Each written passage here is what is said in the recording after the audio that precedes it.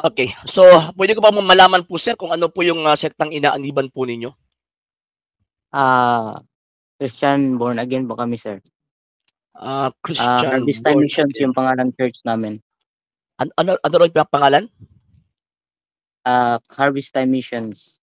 Harvest Time Mission. Pwede ko ba malaman po, sir, kung kailan po ba ito naparehistro? Bago lang po to, sir. Yung nung nakaraang 2015 ba yun? 2015. Sino po nagparehistro po nito, sir? Kakilala ko po galing sa USA. Okay. So, isa pa lang, ano po ba, Amerikano o Filipino? Amerikano po. Okay. So, ibig sabihin na yung sektang inaaniban po ninyo is tatag po ito ng isang Amerikano, tama po ba? Opo. Okay. So, hindi pala tatag ni Kristo. So, ano po yung maitutulong po namin sa inyo, sir? May ilang katanungan lang po ako, sir. Sige po. Bakit nasabi ng Roman Catholic na tatag kayo ni Kristo? Number one, kasi sabi ng Panginoong Kristo, my church and even the gates of hell shall not prevail against it. Ibig sabihin, itong iglesyang ito na itinatagpo ni Kristo hanggang ngayon existido. From the time of the foundation until now, nandyan po yung iglesyang ito. Hindi po ito nawawala. So, ayon sa kasaysayan, yung iglesyang yan na hindi nawala, yan po yung Romano Katolikong Iglesia. Kaya nga po ang kasaysayan po yung nagsasabi na ang Santa Iglesia Katolika Apostolika Romana ay iglesyang itinatag ng Panginoong Kristo. At klaro po yan na hindi po yung sektang inaaniban po nyo kasi inangkin nyo po kanina na it was only 2015 lang po at Amerikano po yung nagparehistro po niyan. So sigurado po ako na yung inaaniban po ninyo hindi po yung iglesia itinatag ni Kristo. Next question. Ano po ang mababasa ba natin sa Biblia na itinatag ni Kristo ang simbahang Romano Katoliko? Actually, ang Kristo, why nagtatagpo siya? Nung nagtatagpo siya, hindi po niya binigyan po ng pangalan ang kanyang iglesia. Bakit po? Kasi alam po ng Panginoon na meron pong mga antikristong darating pagkatapos ayon. Kukunin po yung pangalan po niya, gagamitin po yung pangalan po niya para pagpeperahan po yung mga tao. St. Matthew chapter 24 verse 4 to 5 and 24. So, ibig sabihin, nang itinatagpo niya yung kanyang iglesia, hindi po niya ito binigyan ng pangalan. Pero, binigyan po niya ng nature. Ano po yung nature ng iglesia pong ito? Et forte inferi non prevalebant adversus iam. Ibig sabihin, hindi po ito mawawala ang iglesia pong ito. From the time of the foundation until now, kasi sabi niya, ako'y sumasa inyo palagi hanggang sa katapusan ng mundo. So, ibig sabihin, itong iglesia pong ito existido at hindi po ito natatag lang noong 2015. Kung hindi, ang iglesia pong ito, buhay po ito from 33 AD until now. So, ngayon, yung pangalan po niyan, late na po yung pangalan po kasi. Mas nauna po kasi yung institusyon kaysa sa pangalan. Same po sa Pilipinas, mas nauna yung institusyon kaysa sa pangalan. Next question po. Okay po. So, ang prueba niyo po na Katoliko yung itinatag ni Kristo dahil ano po ang paniniwala niyo? Bakit nakapagsabi kayo na actually, sinabi ko na po kanina yung mga basis eh. Pinaka-first, Biblia yung binanggit ko po, di ba? Kung hindi po ninyo hindi po ninyo napakinggan yung sinabi ko, kinote ko po yung St. Matthew chapter 16 verse 18. Na sinabi ng Panginoon, even the gates of hell shall not prevail against it. Ano po yung saan po yung tumutukoy yung it po diyan? Refer po yung sa kanyang iglesyang itinatag po niya. So ibig sabihin itong iglesia pong ito eternal. Ibig sabihin forever hanggang meron pong sanlibutan, meron pang existido pang sanlibutan, nandyan po yung iglesia pong ito. At yung iglesyang yan, ayon sa kasaysayan, yan po yung Iglesia Katolika, Apostolika Romana. So ang basis ko po is historical and biblical. Yan po yung basis ko. And ang sa inyo is yung sinabi niyo po kanina, parehistro po ito ng isang Amerikano. Sigurado po hindi po yung kay Kristo. Next question. Okay po, tawag nito, ito ba ay tawag dito kung sabihin natin si Kristo ay natatag ng isang simbahan, naniniwala ka rin na yung mga apostoles ay mga Katoliko rin? Ay, siyempre, si St. Paul, Katoliko din yun eh. Si San Pedro, first Bishop of Rome. Bakit po? Kasi si San Pedro po kasi, siya po yung pinili ng Panginoong Kristo na mag-leader sa kanyang mga apostol eh. So from Jerusalem, nakarating po siya doon sa Antioquia, from Antioquia to Asia Minor to Rome. Then pagkatapos doon sa Roma, doon po siya pinatay. And historically speaking, ang sinabi ng kasaysayan, si San Pedro ang pinakaunang obispo doon sa Roma. Number 2, si St. Paul mismo, Catholic preacher po siya. And even yung mga dokumento, mga protestante, ina-admit po nila na itong mga apostol, mga katoliko po sila. Mga katoliko po. Next question. So meron ka ba pong mababasa? Ito po muna. Bago po ba ang New Testament ay may katoliko na ba? Actually, ang Iglesia Katolika Apostolika Romana, nag-exist po siya nang sinabi ng Panginoong Jesucristo, I will build my church. Before Christ, wala pang Romano Katolikong Iglesia. Bakit po? Kasi yung Romano Katolikong Iglesia nanggaling po siya sa Panginoong Jesucristo. Nang dahil sa Panginoong Jesucristo, nandyan po yung Iglesia Katolika Apostolika Romana. Yan po yung sagot. Okay po, so kung katoliko po yung mga apostoles, meron ba tayong mababasa sa Biblia na nagtuturo ang apostoles patungkol sa inyong mga paniniwala o tradisyon? Actually, sabi ni St. Paul, 2 Thessalonians chapter 2, verse 15, sabi ni San Pablo, stand firm, hold the traditions na itinuturo namin sa inyo sa pamamagitan ng sulat at ng aming tinatawag na salita. So, ibig sabihin, yung tradisyon na dinala ng mga apostol at ayun, tinanggap po ito ng mga disipulo ng mga apostol hanggang ngayon, kasi pag sinasabi po kasi yung tradisyon, nakasulat po yan at hindi nakasulat eh. Oral and written po yan. Yung written, yan po yung Biblia. Yung oral, ibig sabihin yung living tradition, ayan po yung ginagawa ng Iglesia Katolika. Next question. Okay po. Yung nagtuturo po ba yung mga apostoles dati patungkol sa paniniwala niyo about sa pagbinyag ng bata o sa tawag nito, yung pagpipray sa mga patay upang maligtas? May Okay. mababasa ba tayo sa Biblia na tinuturo po yan ng mga apostoles kung katoliko sila? Katulad ng Okay. ginagawa ngayon ng mga pare na nagtuturo sila sa mga tawag nito, mga tinuturo ngayon kung sila po Okay. ay mga pare. Okay. Yung binyag po kasi ng mga bata, hindi lang po mga apostol ang nagturo po niyan eh. Ang nagturo po niyan pinakauna, ang Panginoong Jesucristo. Bakit po? Sabi ng Panginoong Jesucristo, humayo kayo sa lahat ng tao sa buong mundo. Bautismuhan niyo silang lahat sa pangalan ng Ama at ng Anak at ng Espiritu Santo. Pag sinasabing lahat ng tao, it is a generic term or general term that refers to all ages, kumbaga. Sa lahat ng mga edad, mabata man o malalaki, ayun.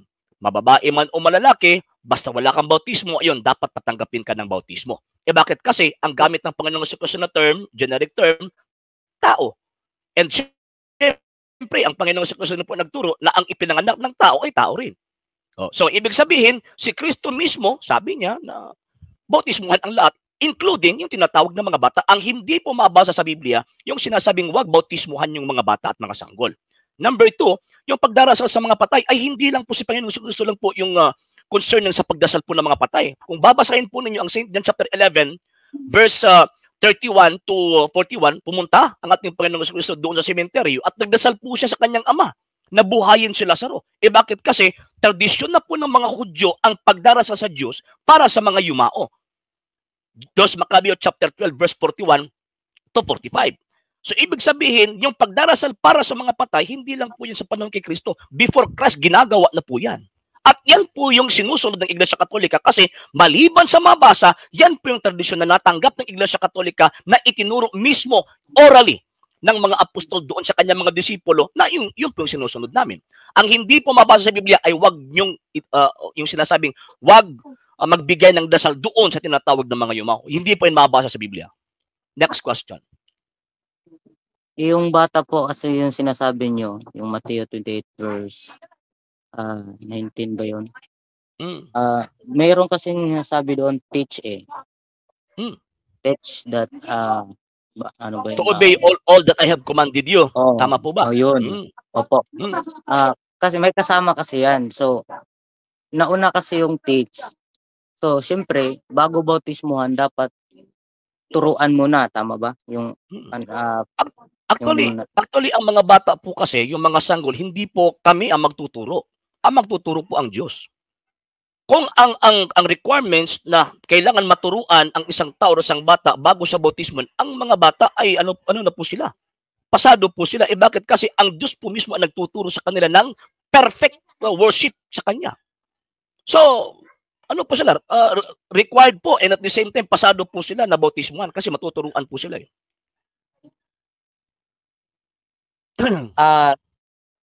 Kung ang Diyos po ay, sabi natin, paano po mababautismuhan ng isang tao kung tawag nito, hindi niya maintindihan yung about bautismo?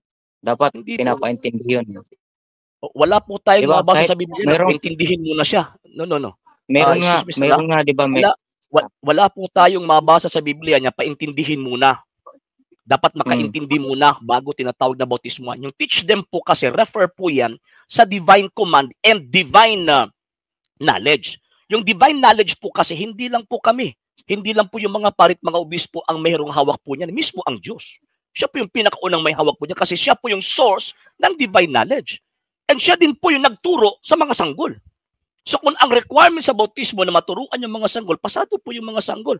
Bakit po? Kasi ang Diyos na mismo ang nagtuturo eh. Sa inyo po ba, yung mga sanggol po ba sa inyo, hindi po yung maturuan po yan?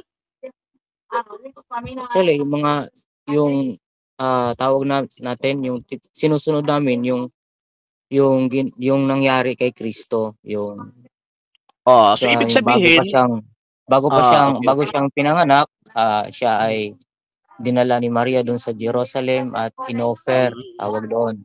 At saka pagkatapos na ang baptism niyan is nung katulad ni Kristo na yung malaki na si Kristo. Okay. Ganun po ba?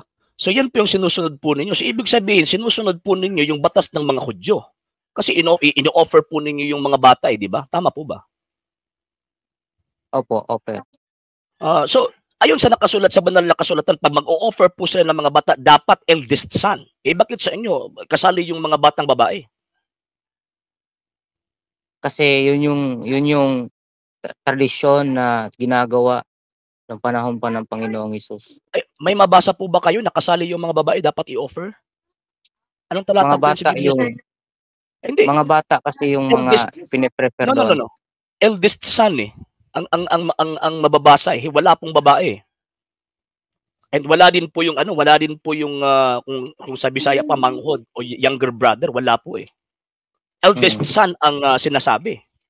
Basahin po natin sir ha para makasiguro po tayo. Ito po ha. Okay ha.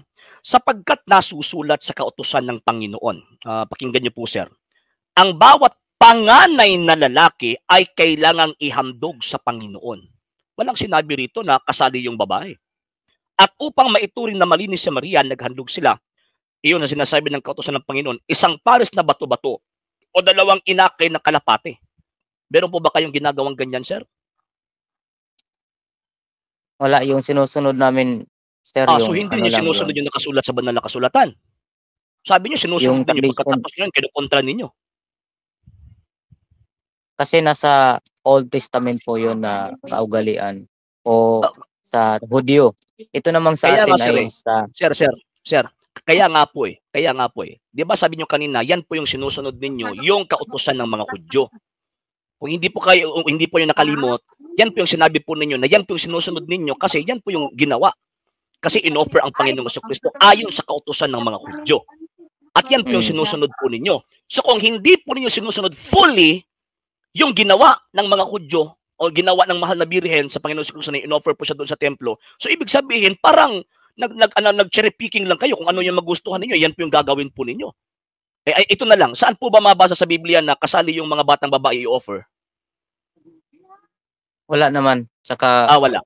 Sino po may sabi po sa inyo na ang mga bata ay dapat i-offer?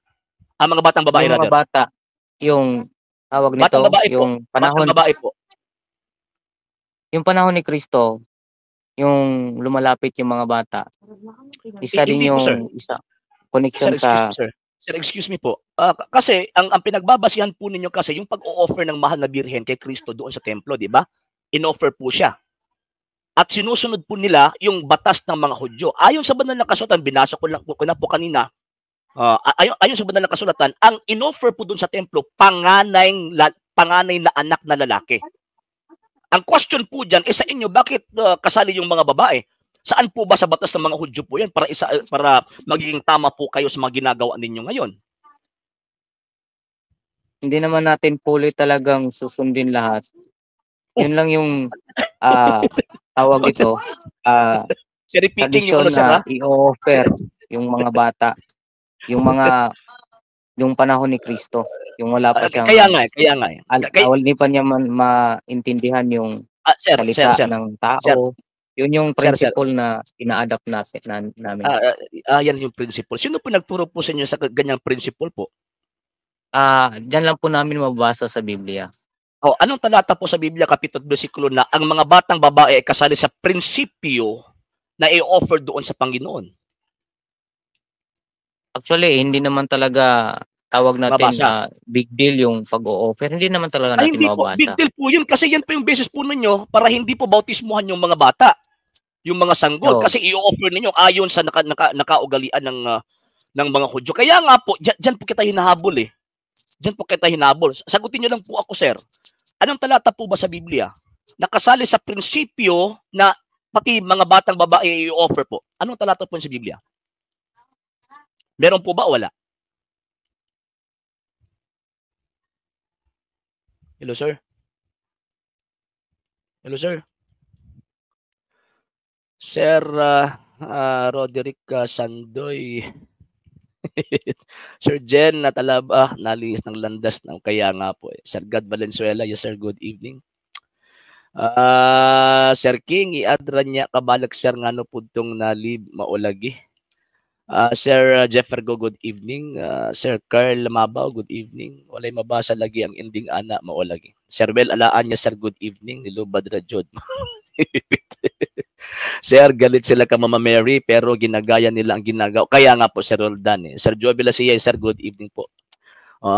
Mag-aantay po tayo kasi hindi po pwede hindi po pwede na hindi po ito masagot eh. Bakit po? Kasi parang pinapakain po nila yung pananampalataya po nila sa atin. Tinatanong po tayo concerning sa pananampalataya po natin. Pagkatapos, yung pananampalataya po nila ipapakain po sa atin. So kaya nga po, ako na po yung nagtatanong. Bakit kasi parang kinokoreksyonan po tayo na hindi? Kasi ang mga bata kasi ayon sa banal na kasutan, yan yung sinusunod namin, tinatawag na na ino-offer lang kasi yan po yung ginawa. Ayun, doon po natin siya hinabol. Bakit po? Kasi yung nangyari sa Panginoong Jesucristo, yung pag-offer doon sa templo, according sa batas, panganay anak na lalaki. Number 2, meron po silang ini-offer na mga ibon. Sa kanila wala eh. Wala po eh. Sir Alexander Abrigan, natukan bro. Sir Ma'am Lily Maalam from Lapasan, Clarin, Misamis Occidental. Good evening, sir. Ma'am, si Bat Nator, Sir Rene Limbaga, good evening po. Ganahan ko maminaw sa argument na mo lagi, Sir Churches Lee. Sir Alan Jello, nag-Maria lang siya, murag iyang. Kaya gani. Sige lang, wala problema, Sir Alan. Sasakyan po natin yung mga argumento po niya. Sir Bert Salodius, good evening. Yan ang hirap sa ibang sekta, Sir RG. Bible alone believer sila pero wala rin sa Bible. Yes po, sir. Kaya nga po, dyan po natin hinahabol eh. Nawala si Mr. Michael. Balik lang po kayo ulit, Mr. Michael. Balik lang po kayo ulit. Kasi masarap na ito eh. Mabuting ka-argument or ka-discussion po itong isang born again na pastors. And at the same time, kanina, inaccept po niya. Ayun, nandyan na. Sige po, sir. Saan na po yun, sir? Ano po man talata sa Biblia yun? Yung sa bata po, sir, na babae. Yes po, yung kasali sa prinsipyo. Sige nga po. Gusto ko pong malaman po yan eh. Bakit po? Kasi matagal ko na pong binabasa yung banal na kasulatan pero hindi po ko nakabasa ng ganyan eh. Ewan ko lang po, baka meron po ko nakaligtaan. So, kung pwede po ba, ibigay niyo po yung talata pagkatapos babasahin po natin. Sige po, teka muna po. Ma'am Christine Maagad, good evening ma'am. Sir Zalazar Leo, good evening po from Butuan. Sir Ronnie Constancia, lagi Sir Ronnie. Sir Manuel Tevis, good evening po. From Dumaguete, Negros Oriental. Sir Jopet Sian Amorte, yes sir, good evening. Basta Amerikano, kapitalista talaga, pera. Lagi. Okay, Mr. Asmulo. Pastor na po yung mabasa Ephesians chapter 4 verse 11. Mga obispo po yan. Mr. Asmola, way labot na mga pastoy karon. But-but mong angkon, ana. Sir Jesse Remilla, good evening. Sir Kevin Perez, maayon ng mga pastor na magtatanong about sa Catholic faith. Kaya nga po eh. Kay wala po Sir Jen, Sunday na po. Sir Jerry De La Rosa, yes sir, good evening. Sir John Marie Stephen Pinto, sir, congrats for passing the board exam. Congrats sa inyo sir, John Marie Pinto. Sir Loloy Bahian, Okay good po sir, evening. wala po tayong mababasa sa wala po tayong mababasa. offering ng yung babae. Okay, kung wala po tayong mabasa po sir, sino po nagtuturo po sa inyo niyan? Kasi wala pong mabasa sa Biblia eh. Yan yung pong pinagbabasihan namin na lahat ng bata talaga na i-offer sa Panginoon. Anong talata po yan sa Biblia na lahat ng bata i-offer sa Panginoon? Kasi yung mga bata sa pagkakaalam natin pastor po kayo, di ba? Wala pa silang pagkakaintindi sa salita ng Panginoon. Pag may mabasa po ako na may naiintindihan po sila sa salita ng Panginoon, aaminin niyo po ba na mali po kayo sa iniisip po ninyo? Si Kristo mismo yung mga sanggol. Yung binibinyagan niya, sir, yung bata. Hindi. Dito muna po tayo sa yung mga... ito po sir ha, ang ating issue po rito dahil hindi bakit hindi niyo binibinyagan o binabautismuhan yung mga bata at mga sanggol? Kasi sabi niyo hindi nakakaintindi pagtuturuan. So, sa akin ngayon, meron po akong babasahin sa banal na kasulatan. Pag may mabasa po ako na turo ng ating Panginoong Jesucristo na matuturuan yung mga bata at nakakaintindi po sila sa pagtuturo. Pero ang Diyos po yung magtuturo.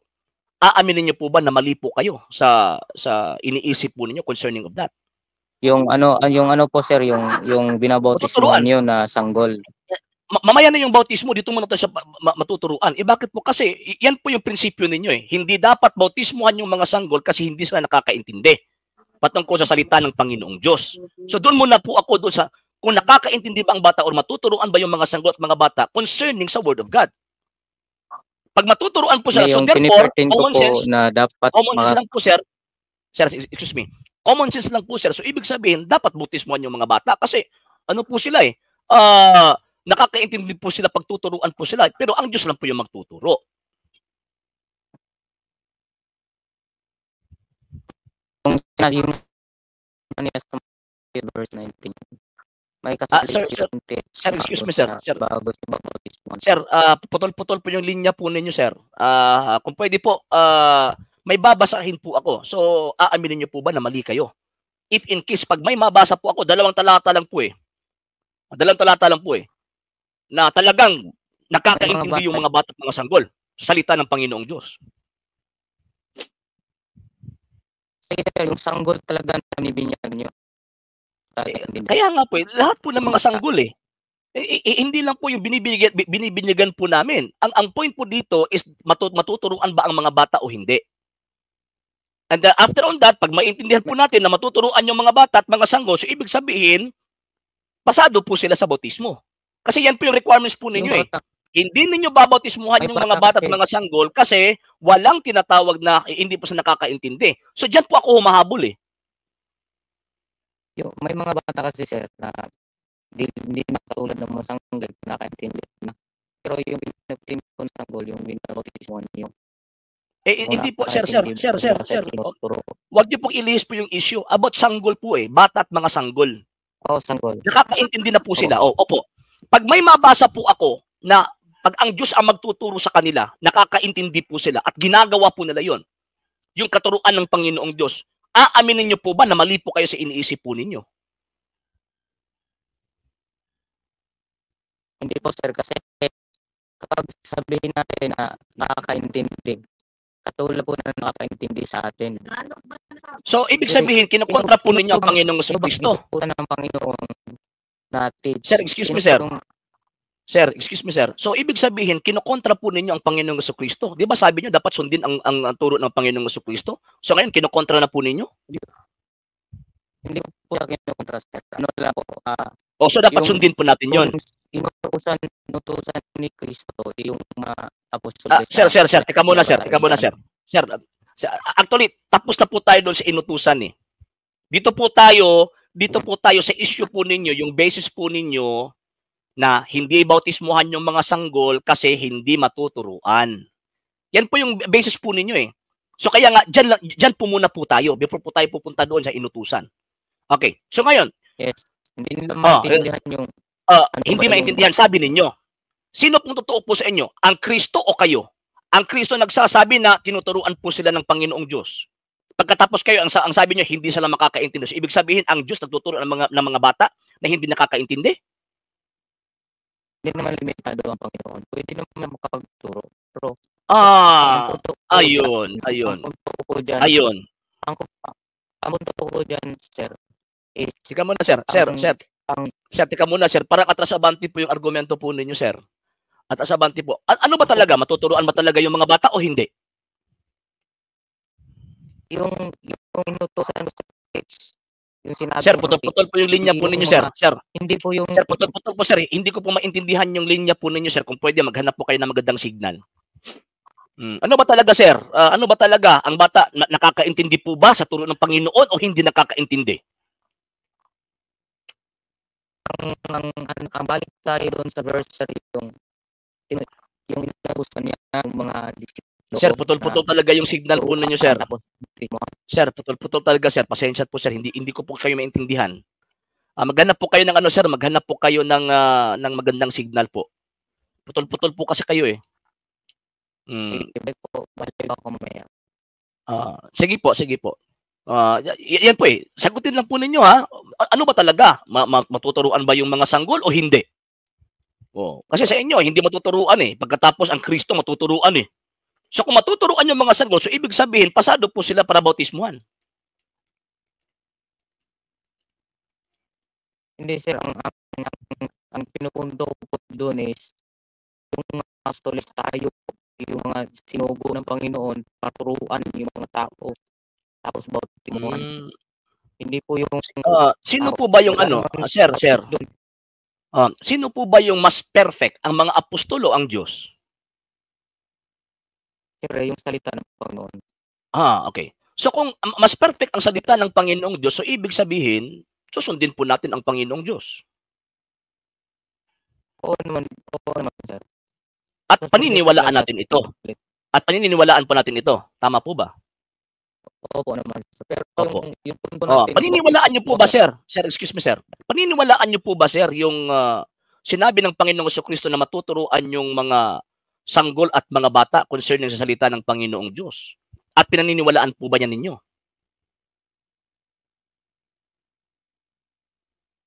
Paniniwala lang, sir, kasi pwede naman yun. So, ibig sabihin, so sa makatwid pala ay pasado po sila para bautisman kasi nakakaintindi po sila para sa salita ng Panginoong Diyos. Diyos lang po yung magtuturo. Tama po ba?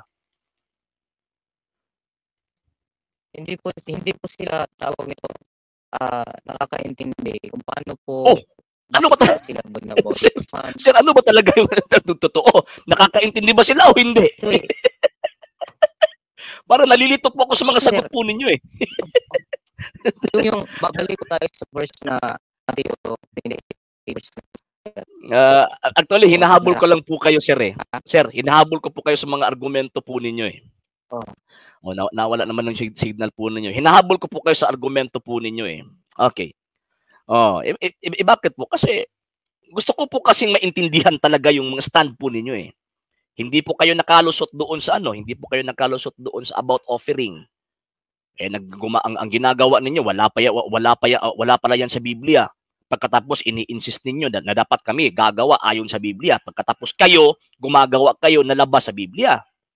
So ngayon, tinatanong ko po kayo, sabi niya, hindi, kasi hindi yan makaintindi yung mga bata eh. Pero ayon sa bandang nagkasulatan, ang mga bata nakakaintindi at matuturuan. Diyos lang yung magtuturo. So, ngayon, mabasa po yan sa Biblia eh. So sabi niya, hindi. Ang Diyos magtuturo, nakakaintindi sila, pero pag ang tao magtuturo, hindi sila ano ba talaga, nakakaintindi o hindi?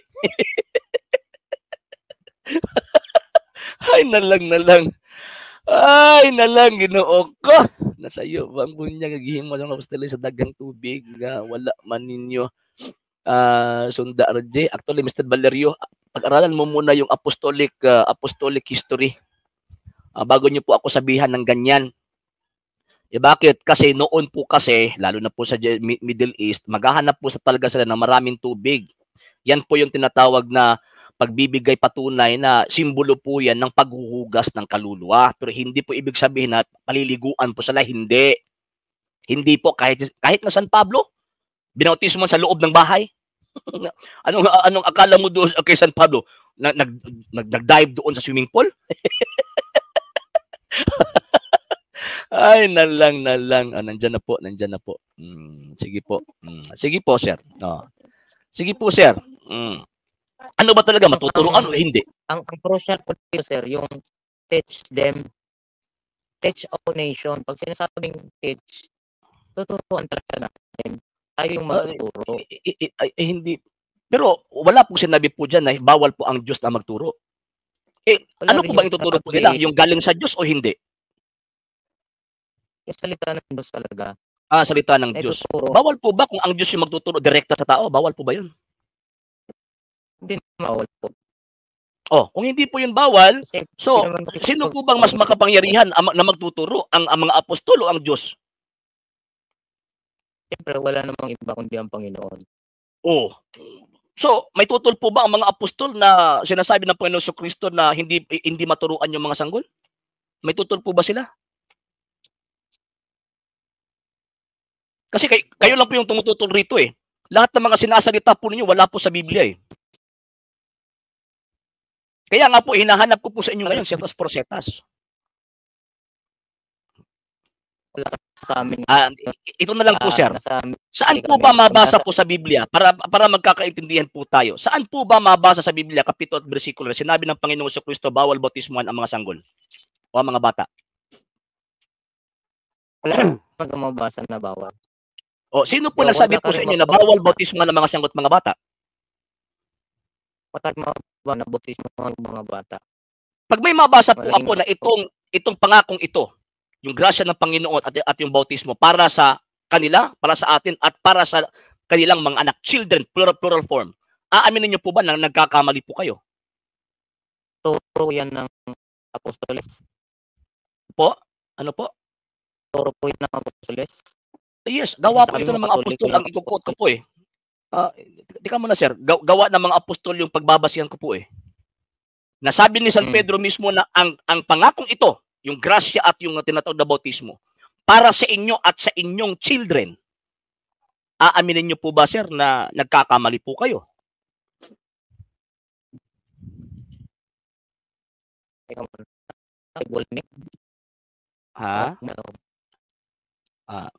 Sige po, sir.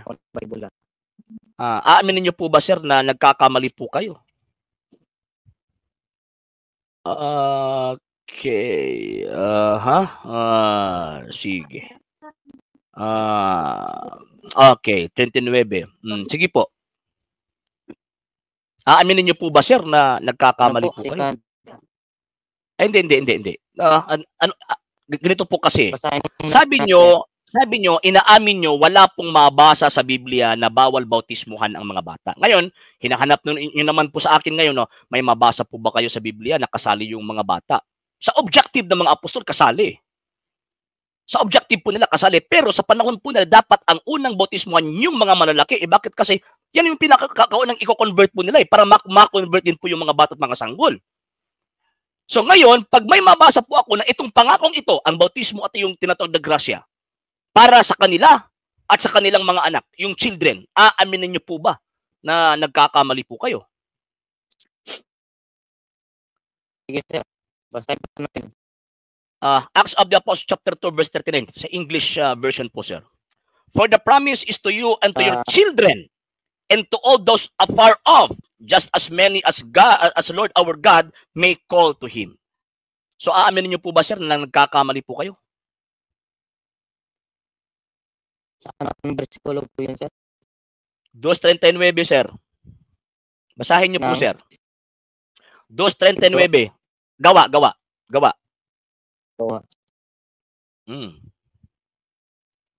Sige po, sir. Sige po. Kung pwede po, i-ano po ninyo para hindi po tayo madadi-air po, sir, ha? 2:39.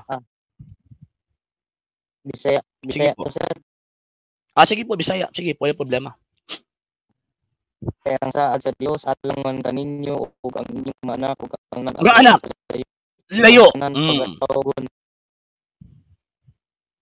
Layo Naaman ang lagi, tanan sir. nga pagkatawgon sa atong Ginoo nga paniya. Mm. Wala pa magbauti mo sir. Unsa daw? Walay. Wala may bautismo sir. Iatas ko 38 gud na. Bautismo ang gisgutan diha. Bantayan nimo, ang konte siya bautismo na. Mo bitaw ang dagko pabasulon. Pabasulon sila pagkahuman kay kini nga saad kanang ilang gibuhat nga bautismo.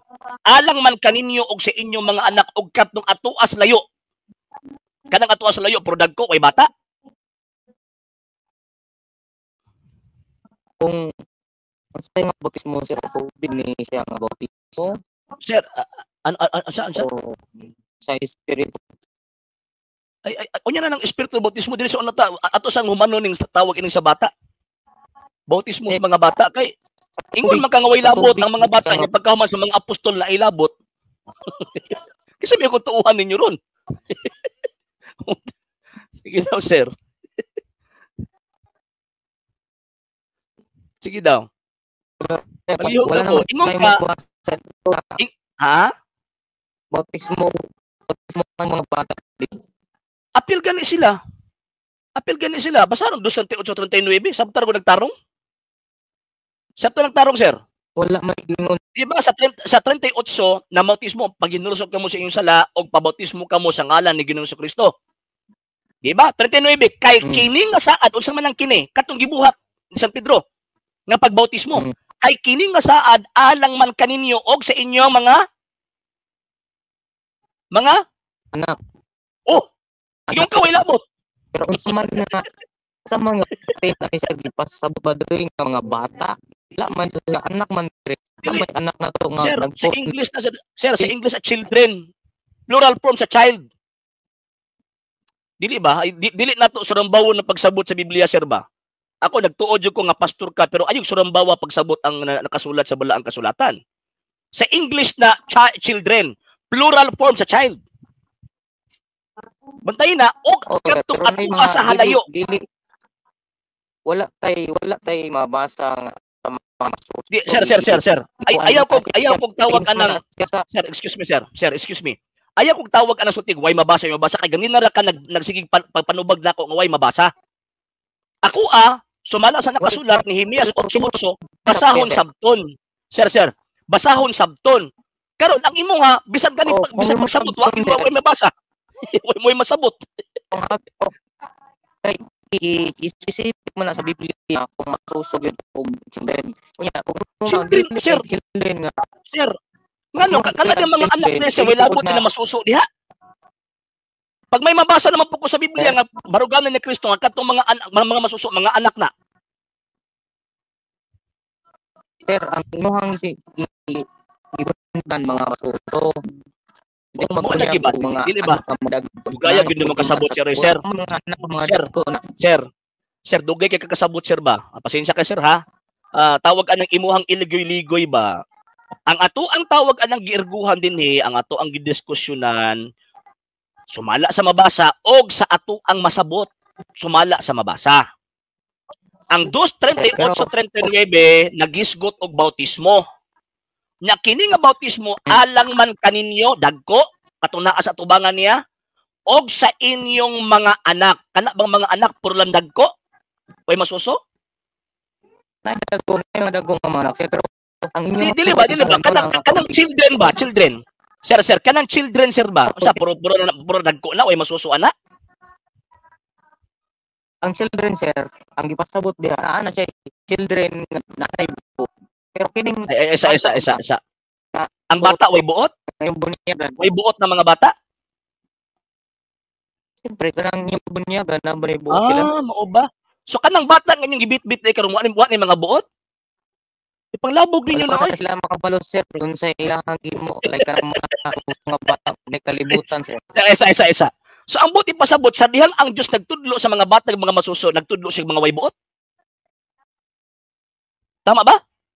Mo nang pagsabot na to? mental Bantay, wala sir ha, tawag ining blasphemy na, sumalat ninyo ang mga batag mga masuso walay buot. Ha? Sumalat ninyo ha, ang mga batag mga masuso walay buot. Ang Diyos nagtudlo sa mga batag mga masuso. So ang buti pasabot, ang Diyos nagtudlo sa mga taong walay buot. Ag binuangan ni ang Diyos ana sir. Ang maturity na sir, isulahan ng bata sir. Dili sir, kung ikaw lagi magtudlo lagi. Sir, kung ikaw lagi magtudlo lagi. Remember nga ang magtudlo ang Diyos. Magtudlo ang Diyos ha. Ang Diyos magtudlo. I-question mo ang Diyos sa iyang pagtudlo sa mga bata. Kaysa may muhatag ang grasya, ang mga apostol o ang Diyos. Oh, kanang tudluan man sa mga apostol ang tawag ini mga tao, ano taga-grasya o dili grasya ihatag? Grasya. Kaysa mo hatag si grasya ang mga apostol o ang Diyos? Ang Diyos. Sa dihang gitudluan ang mga bata, ang gitudluan sa Diyos ang mga bata, o si madawat sa mga bata, grasya o disgrasya?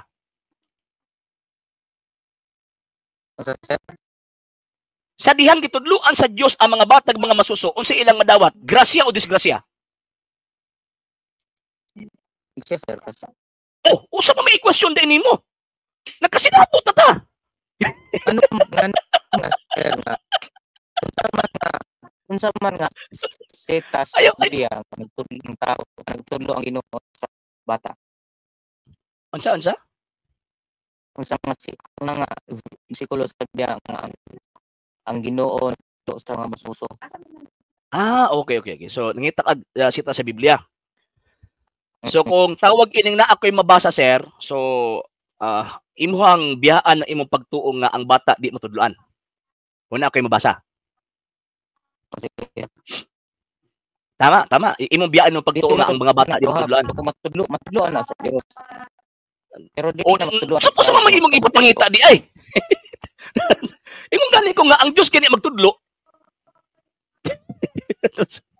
Pero ano sir, nagsige kog tawag anang kung ganina, sige pangitag mabasa, pero ikaw mismo ang nagahatag og argumento nga way mabasa. Ako ganyan ako sige provide sa imong mabasa pero di ka kasabot. Okay. Ana sir, ana. Mga verse kay ang purpose is to ragid sa imuha. Lagi mag-question lagi ka pero ang problema man gud nimo kay pag oras mag-question manggug ka, murag nahulog ba nga naa kay correction nga ihatag. Kung gina-correct mo nimo, mo na mangutana ko nimo.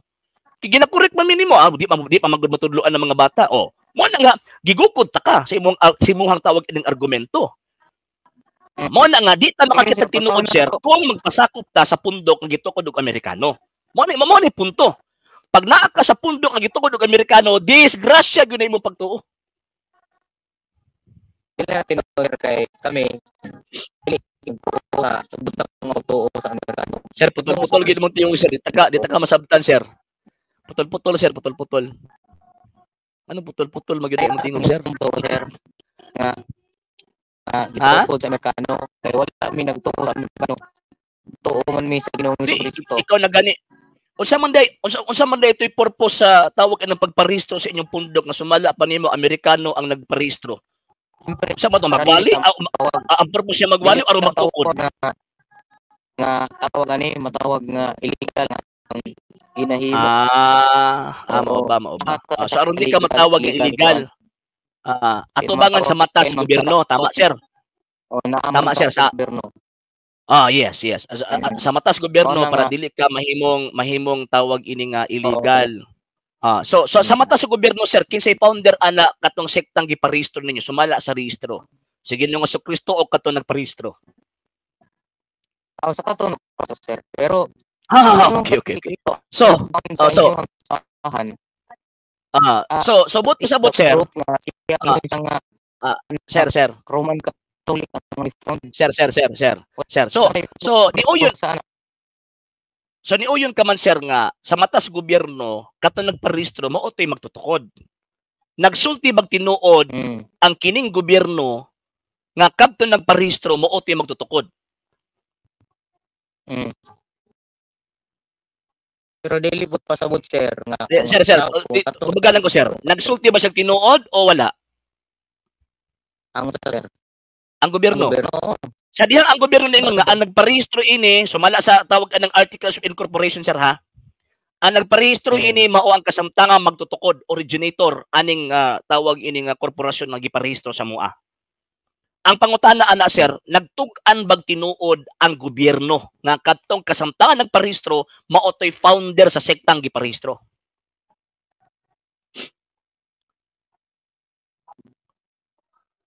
Nagtug-an ang tinuod o wala?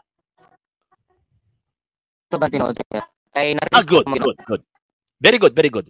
Kaya nagtug-an magtawag ang tinuod. Kinsa man ang source kamatuoran, ang gobyerno o ang Dios? Ang Ginoo sir, ang pulo sa Ginoo. Ang Ginoo. Very good. So kadtong gisulti sa gobyerno nga kamatuoran nga ang kadtong kasamtangan nagparehistro mao tay magtutukod gikan to sa Dios. Sir. Ani ha?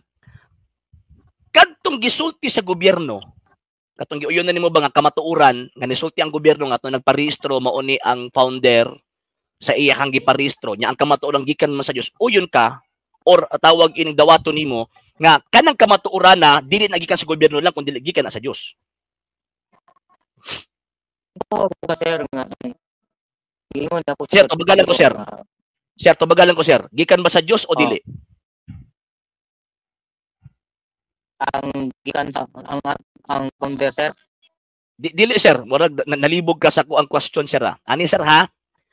Niuyon ka nga ang gobyerno nagtug-an sa tinuod sa dihang tawag ining nag-ingon siya nga kadto nagparehistro mao to ang founder sa sektang iyang giparehistro. Naminaw ka sa ko sir. Oo.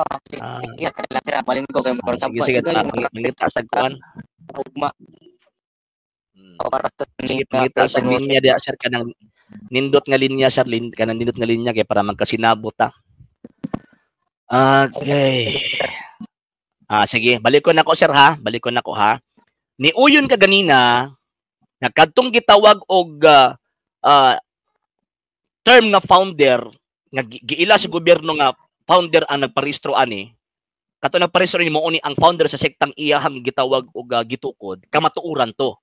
Nya niuyon pug ka nga ang Dios mao ang tinubdan sa kamatuoran. So uyonan ba nimo nga kadtong gisulti sa gobyerno nga niingon na kanang sektang giparehistro kanang inyong sekta nagiparehistro sa gobyerno nya naay sig gitawag founder, kamatuoran na ang gikan sa Dios. Gikan sa actually sir, ang gobyerno gikan sa Dios o dili? Gikan sa Dios ang gobyerno sir. Gikan sa Dios. So tama ra lagi nga kanang inyong pundok nakikompetensya ng Kristo. Kasi Kristo nagtukod og iyang iglesia, kamo po nagtukod-tukod po inyo. Wala na kompetensya sir kay kung nagkompetensya ni Kristo, wala kami nagtuo ni Kristo.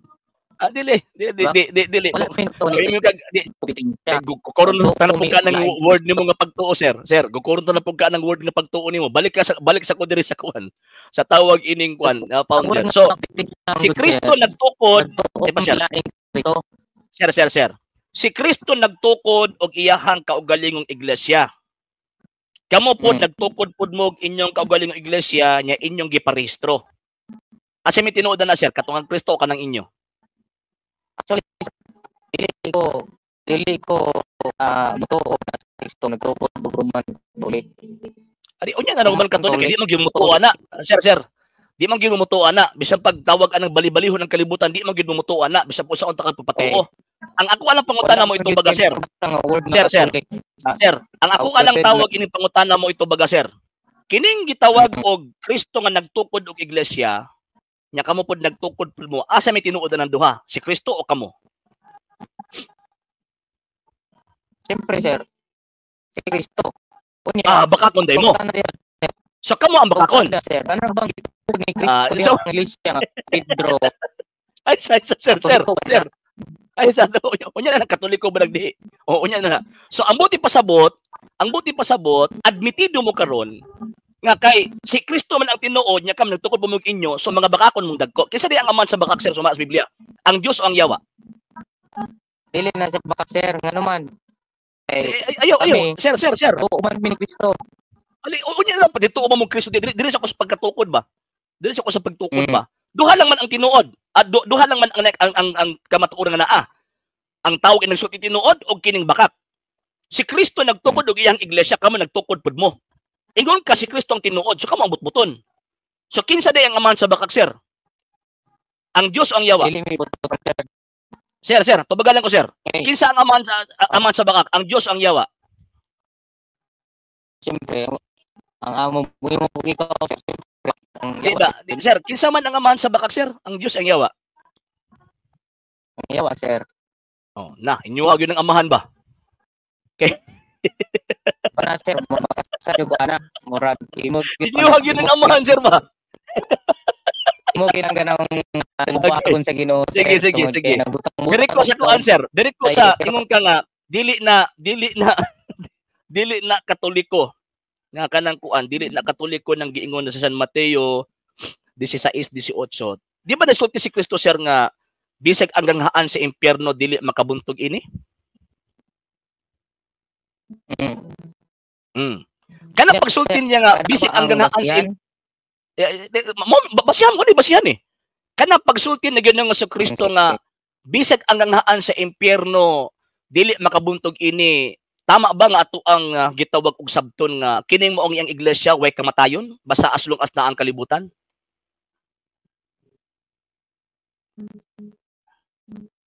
Siyempre, sir, kaya wala po ang podong katapusang paghukom. Good. Mao pod ba ning iglesia nga iyang wala po dodokme. Alagi, di sa Biblia. Mao pod ba kaha ni, sir, mao pod ba kaha ni ang iyang ubanan hangtod sa kahangturan? Ang iglesia niya? Oo. Siyempre, ang mga tao dili simbahan, mga tao sa simbahan. Di ba? Kining iglesia ba? Unya na mga tao dili, kining iglesia niya ba? Mao ba ni ang iyahang kuan? Mao ba ni iyang ubanan hangtod sa katapusan sa kalibutan? Dili niya ba nang iyang kuhaon sa pagbalik? Unya na nang kuhaon, dili sa ko kanang ingon niya ba nga ako magauban kaninyo kanunay hangtod sa katapusan sa kalibutan. Mao ba ni iglesia o dili? Mao dili. Wala, sir, mga iglesia. Mao. Ano sa man niya gisulti na, sir? 33 or ni adtong 2015 nga pagparehisto sa inyong iglesia? Panahon ni Kristo, sir. So dili kamo gisultian. So bot-bot gid ng inyo. Kami karon nabasa sa Biblia, sir. Nabasa na mo na sa Biblia. Sa Biblia. Sige, mabasa sa Biblia, gipagitaan ta kag sa Biblia di kay kubasa. Ano? Kinsa may inyong process. Utang kay nga pastor. Ani ba? Sige, karon. Karon. Kamo na ang gisulti. Karon, sir. At ato ang ipadayon, sir. Sa 1st century AD, kaya sa panahon man ng Kristo, di ba? 1st century. Kinsa man nga iglesia imong matudlo, ana nga wala pa man mo ana.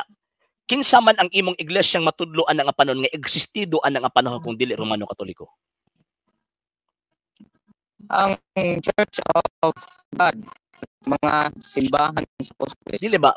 1st century ba? 1st century. Patay naman ang mga apostol pagka tawag ka ng pagka 70. Patay naman ang mga apostol ana. Di ba? Ang ako pangutana ba sa 1st century AD, kung dili iglesia Katolika kanang existido ana nga panahon, kinsa nang iglesia ha?